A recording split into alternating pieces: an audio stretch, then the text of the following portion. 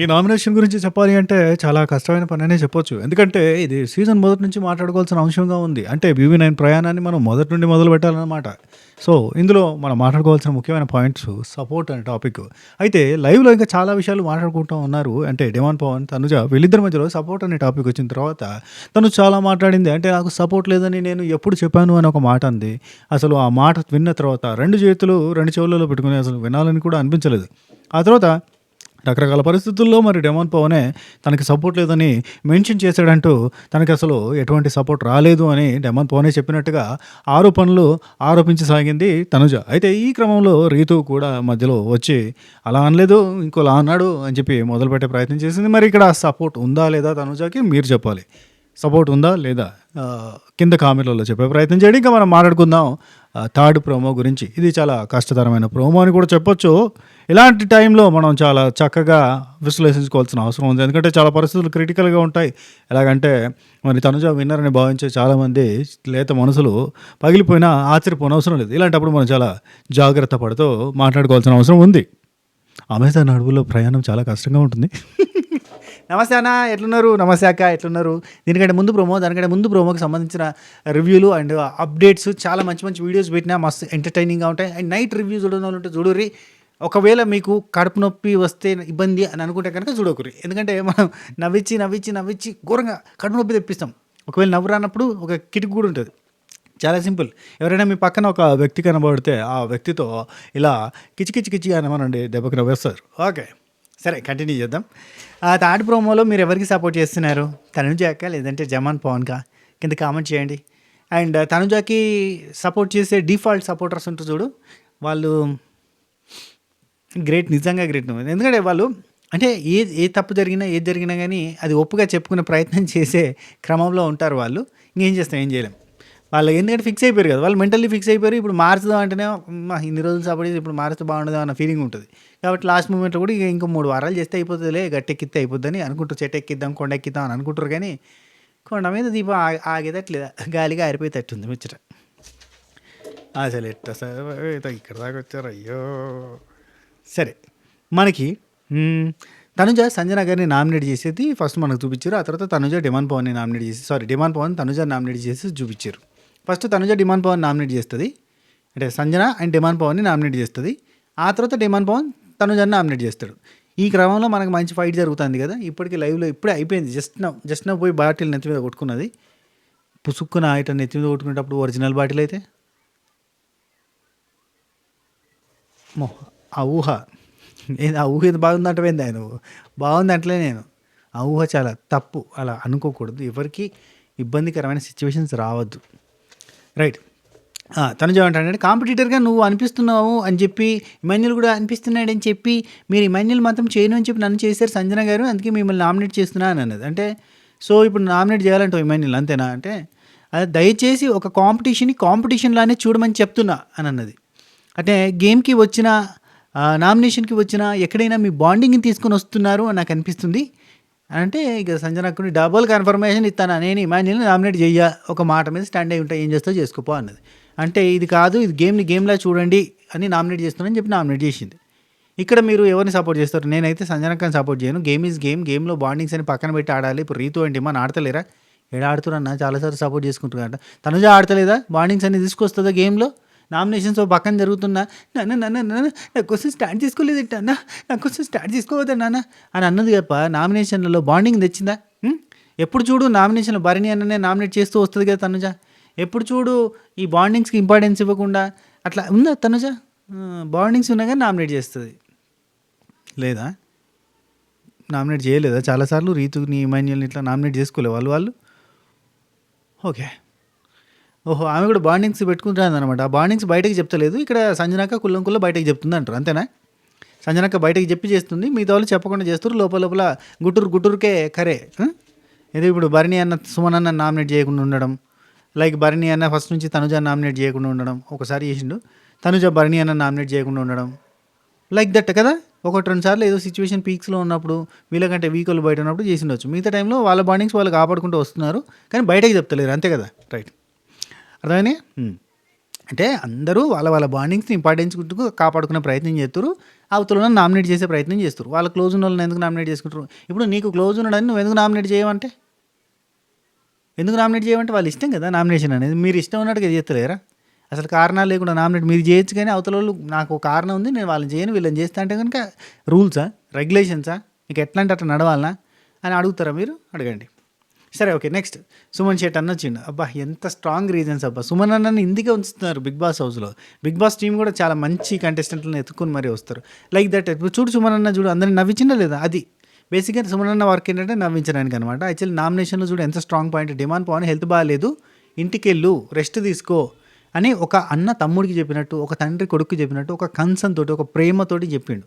ఇక్కడ సుమన్ అన్నను ఎవరైనా తప్పు పడితే కనుక నేను చెప్తున్నా you are completely on wrong track. మొత్తం రాంగ్ ట్రాక్లో ఉన్న అటు సైడ్ ట్రైన్ వస్తుంది గుద్దిపడేస్తుంది చెప్తున్నా. సుమన్ అన్న ట్రాక్లో ఉండు, చాలా ప్రశాంతంగా ఉంటుంది. బేసిక్గా సుమన్ అన్న నామినేట్ చేసింది ఒక స్వచ్ఛమైన ప్రేమ అభిమానంతో. డిమాండ్ పవన్ హెల్త్ బాగాలేదు, ఇంటికి వెళ్ళాలి, రెస్ట్ తీసుకుంటూ కొంచెం బాగా అవుతాడు, ఆరోగ్యం బాగుంటేనే కదా, ఆరోగ్యమే మహాభాగ్యం అనే కన్సర్న్లో నామినేట్ చేసిండు. Good, very good, very nice. మీరేమంటారు? గిది ఎక్కడ దిక్కుమాల నామినేషన్, గిట్లాంటి కంటెస్టెంట్లు ఎట్లా తీసుకొచ్చారు, గిదా అసలు ఎట్లా సర్వైవ్ అవుతాడు, ఏంది కథ, అసలు ఎందుకున్నాడు ఇక్కడ, అసలు ఎవరయ్యా ఓటేస్తున్నారు ఇప్పటిదాకా మంచి మంచి కంటెస్టెంట్లు అని తెలియపోయారు, ఈయన మాత్రం ఆనే ఉన్నాడు, అసలు ఏం ఆడతాడు, ఏం చేస్తాడు, ఎందుకున్నాడు, ఏంది ఉల్లిగడ్డలు పోటీ తీయడానిక, కొడుగుల మీద పోటీ తీయడానిక, ఆలుగడ్డ మీద పోటీ తీయడానికి, ఎందుకున్నాడు ఆయన, ఎందుకు ఎందుకు ఎందుకు అని అంటారా? సరే, మీరు అనుకోవడంలో తప్పలేదు, మీ ఇష్టం, అది నేనేమన్నాను, కానీ అది అది మీ ఇష్టం అబ్బా. నేను నాదైతే చెప్తున్నా కుల్లం కుల్లా he is concerning about demand Pawan health పాపం. నెక్స్ట్ మనకి తనుజ వర్సెస్ డిమాండ్ పవన్ జరిగింది. డిమాండ్ పవన్ వచ్చి తనుజ నామినేట్ చేసిండు. తనుజ వచ్చి డిమాండ్ పవన్ ఎందుకు నామినేట్ చేసిందంటే సింపుల్ రీజన్ అబ్బా, నువ్వు నీ కోసం ఏం ఆడతలేవు, పక్కల కోసం ఆడుతున్నావు, టీం కోసం ఆడవు, నిన్ను పెట్టుకుంటే చాలా డేంజర్ అయితేమో మాకు అన్నట్టుగా చెప్పి నామినేట్ చేసింది. దీనికంటే ముందు ప్రోమోన అంతకంటే ముందు ప్రోమోలో ఉంటుంది. ఆ తర్వాత మనకి Demon Pavan Demon Pavan last నుంచి సెకండ్ అనుకుంటా, లేదు లాస్ట్లో డిమాండ్ పవన్ అందరిది అయిపోయిన తర్వాత నామినేషన్లోకి లాస్ట్లో వచ్చిండు. తనుజాని సంజనక్క నామినేట్ చేసిండు. సంజనక్కనేమో వర్డ్స్ జారీరు, మీరు యూ లూజ్డ్ యువర్ వర్డ్స్, మంచి మాట మాట్లాడలేదు మీరు, కచ్చా పచ్చా మాట్లాడేసారు అని చెప్పి సంజనక్కని. అండ్ తనుజాని వచ్చేసి నామినేషన్స్ గురించి మాట్లాడాలి, క్లారిఫికేషన్స్ గురించి కాదు. ఎందుకంటే దీనికంటే ముందు ప్రోమోలో మనం మాట్లాడుకున్నాం కదా, ఇమాన్యుల్ తోటి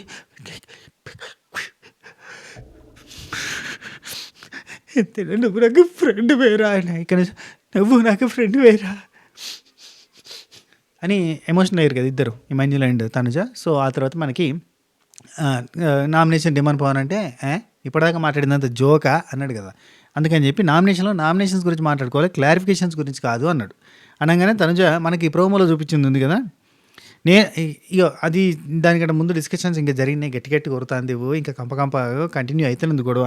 అయితే అతను పర్సనల్గా ఇమాన్యులు నేను పర్సనల్గా మాట్లాడడానికి వెళ్తే ఫన్నీగా వెళ్తుందో ఎమోషనల్గా వెళ్తుందో, మీరు స్పేస్ లేకుండా వచ్చేసి కాంప్రమైజ్ చేస్తారో, ప్రతి దాంట్లో నువ్వు ముందుంటావుగా.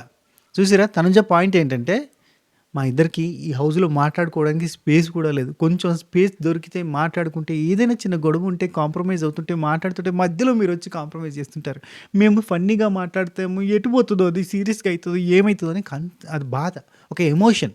తనుజ ఎమోషనల్ అయింది. ఎందుకు ఎమోషనల్ అయిందంటే తనకి స్పేస్ దొరుకుతుంది ఆ హౌస్లో ఇమాన్యుల్తో మాట్లాడడానికి.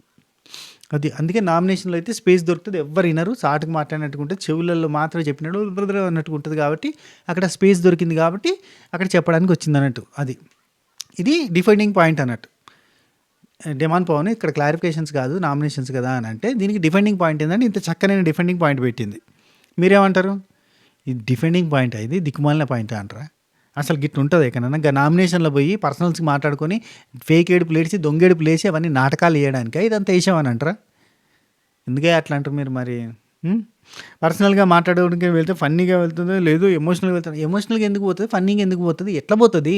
అక్కడ కూర్చొని నువ్వు క్లారిఫికేషన్ గిదే ఏడుపు అక్కడ ఏడవచ్చు కదా అంటారా? అట్లా అనకండి మీరు, మరీ హార్ష్గా ఉన్నారు. కాంప్రమైజ్ చేయడానికి వస్తావు, నువ్వే వస్తావు కదా ముందు అని అంటుంది. అంటే నేను ఎందుకు కాంప్రమైజ్ చేయడానికి పోతున్నావు అంటే డిమాండ్ పవన్ అంటాడు, నేను మరి గొడవల్ని ఆపాలి కానీ గొడవ కొట్టుకోండమ్మా అని చెప్పి ఉంటావా ఏంటి అన్నాడు. అండ్ తనుజ పాయింట్ కరెక్టా కాదా చెప్పండి మీరు అన్నాడు. తనుజ పాయింట్ ఏమంటారు చెప్పండి, కరెక్టేనా? అంటే వాళ్ళిద్దరు ఇమాన్యులు ఆమెకు పర్సనల్గా మాట్లాడుతుంటే ఈయన మధ్యలో దూరి కాంప్రమైజ్ చేస్తూ ఉంటాడంట. ఈమె చేసుకుందాం అనుకుంది ఏంటి, కాంప్రమైజ్ కాదా? ఏమో మరి. సరే తనుజ అంటది ఒక పాయింట్ చెప్పినప్పుడు ఇంకో పాయింట్ మీద క్లౌడ్, ఒక పాయింట్ అడిగినప్పుడు దాని మీద క్లారిటీ వస్తున్నప్పుడు మాట్లాడవచ్చలో అని చెప్పి గట్టిగా లేచింది. ఎందుకంటే అప్పుడప్పుడు కొంచెం కొంచెం అట్లా అవుతుంది తనుజకి, ఏమనుకోవద్దు మీరంతా. రైట్, ఫస్ట్ నీ గేమ్ నువ్వు వాడు, తర్వాత ఒక మాట మీద నిలబడు, ఫ్లిప్ అవ్వకు బటర్ఫ్లై లాగా. అదేంటంటే తనుజకి డిమాండ్ పవన్ మీద కన్సర్న్. అది మీరేమంటారు? కన్సర్న్ కాదా? కావాలని టార్గెట్ చేస్తుందంటారా? అంటే ఇప్పుడు అమ్మాయిల్ని నెట్టేస్తాడు, అమ్మాయిల్ని నూకేస్తాడు అనే పాయింట్ దొరికినప్పుడు నన్ను కూడా నూకిండు అని చూపించి డిమాండ్ పవన్ని బ్యాడ్ చేద్దామని ఒక స్కెచ్ చేసినప్పుడు లైక్ దట్ ఇప్పుడు రీతు విషయంలో బ్యాడ్ అయిపోయింది కాబట్టి ఇది ఇంకా బ్యాడ్ చేయాలన్న ఉద్దేశంతో నువ్వు ఫ్లిప్ అవ్వకు, నువ్వు ఒక మాట మీద లేవు అని కళ్యాణ్ పాయింట్ని తీసుకొని ఇక్కడ హైలైట్ చేస్తుందని అంటారా? అంటే ఇక్కడ కావాలని ట్రిగ్గర్ చేసి అతన్ని వీక్ చేయడానికి, అతన్ని రెచ్చగొట్టడానికి ప్రయత్నం చేసిందని అంటారా? అట్లా అనుకుంటారా మీరు? Okay okay right. Demon Pavan అంటాడు, సపోర్ట్ లేదన్నావు నువ్వు, నాకు తెలిసినంత వరకు ఈ హౌస్లో అందరికంటే ఎక్కువ సపోర్ట్ నీకే ఉంది అని. ఇక డిమాండ్ పవన్ అంటే నాకు సపోర్ట్, అవును హౌస్లో ఉన్న వాళ్ళందరూ నాకే సపోర్ట్ చేస్తారు, thank you so much, support ఉండడం వల్ల నేను ఇక్కడి దాకా వచ్చిన అనే మాట కంటే ముందు దగ్గర ఒక 1/2 అవర్ టు 40 minutes లొల్లి పెట్టుకుంది. 1/2 అవర్ పైన లొల్లి పెట్టుకుంది.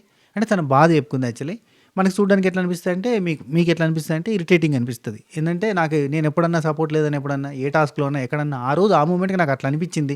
నేను అయినా కానీ ఎవరు సపోర్ట్ చేసి, నాకు అక్కడ ఏ హౌస్లో ఎవరు సపోర్ట్ చేయలేదు, భరణి గారు తప్ప నాకు ఇంకెవరు సపోర్ట్ చేయలేదు, అదిలే అని చెప్పి మళ్ళీ గట్టిగా మాట్లాడింది. లాస్ట్కి వస్తే సపోర్ట్ లేదని నేను అన్నానా? నాకు తెలిసిన అందరూ నాకు హౌస్లో అంతా నాకే సపోర్ట్ అంతా నాకే కదా, నా సపోర్ట్ ఉండడం వల్ల ఇక్కడ దాకా వచ్చాను కదా, థ్యాంక్ యూ సో మచ్ అని అంటుంది. అది అనగానే డిమాండ్ పవన్, వాళ్ళ వల్లే నువ్వు ఇక్కడ దాకా వచ్చావని నేను అంటలేను అనగానే టక్కున మళ్ళీ తనుజ లేచి, నీ పాయింట్ అడిగినప్పుడు ఒక పాయింట్ పెట్టావు, నువ్వు ఆ పాయింట్ కింద మాట్లాడుతున్నప్పుడు అమ్మ 250 బీబీ. అంత కోపం వచ్చింది అక్కకి. అంత కోపం వచ్చిన తర్వాత డిమాండ్ పవన్ పాయింట్ మాట్లాడితే, నువ్వు ఎటు వెళ్తున్నావు, నువ్వు పాయింట్ అంటే ఎక్కడెక్కడికో లింక్ పెట్టి ఎక్కడికెక్కడికో పోతున్నావు, నిచ్చెనేసుకుంటూ పోతున్నావు ఏంది అంటే, ఎక్కిచ్చు అన్నది తనుజ కోపంలో. సరే కోపంలో లేదు, అంతగా ఆగమాగం చేస్తుంది, బిత్రు చేస్తుంది అని అంటారా? అట్లా అనకండి మీరు. తనుజ సీరియస్గా పోయి బాటిల్ నెత్తి మీద వేసి కొట్టుకుంది. మీరేమంటారు? ఇవే కొంచెం తగ్గించుకుంటే మంచిదంటారా, లేదంటే దీన్నే అంటారు సార్? కొంచెం ఆడ్గా బిహేవ్ చేయడం కాదు సార్, దీన్నే అంటారా? ఓకే సరే, ఇది వీడియో. ఈ వీడియో మీకు నచ్చిందని అనుకుంటున్నా. నచ్చితే లైక్, షేర్, కామెంట్, సబ్స్క్రైబ్ గంట. ఏందన్నా నువ్వు రివ్యూలు చెప్తున్నావా, అనాలిసిస్ చేస్తున్నావా, ర్యాంట్లు చేస్తున్నావా, లేదంటే రోస్టులు చేస్తున్నావా అని అనేటోళ్ళకి దయచేసి మన వీడియోలు కొంచెం ఫన్నీగానే ఉంటాయి. ఒకవేళ ఎక్స్ప్లెనేషన్స్, ఈక్వేషన్స్, సీక్వెన్స్, రకరకాల విషయాల గురించి మాట్లాడాలి, అనలిటికల్గా మాట్లాడాలి అని అంటే అది ఎపిసోడ్ రివ్యూలో ఉంటుంది. నేను నైట్ ఎపిసోడ్ రివ్యూ చూడడం వాళ్ళు ఉంటే చూడండి, చాలా చక్కనైన వీడియో, అది చక్కగా ఉంటుంది. ఓకేనా? ఉంటా, టేకే, టాటా, బై బై, నమస్తే, శబకేర్.